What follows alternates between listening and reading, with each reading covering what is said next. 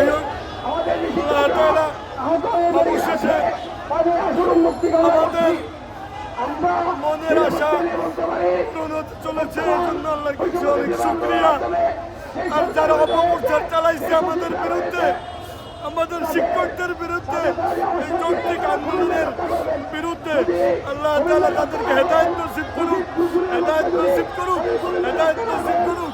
হেদায়েত নসিবে না থাকলে আল্লাহ তাআলা উত্তম ফয়সালাকারী, আল্লাহর উপরে তাদের জিম্মাদারি ছেড়ে দিলাম। বাকি খুব ভালো লাগতেছে যে আমি আজকে 27 দিন চলতেছে, আমি বাড়িতে যাইতে পারি না। 27 দিন আগে বাড়ি থেকে এসেছি। বাড়িতে ফোন দিয়ে জানিয়েছেন?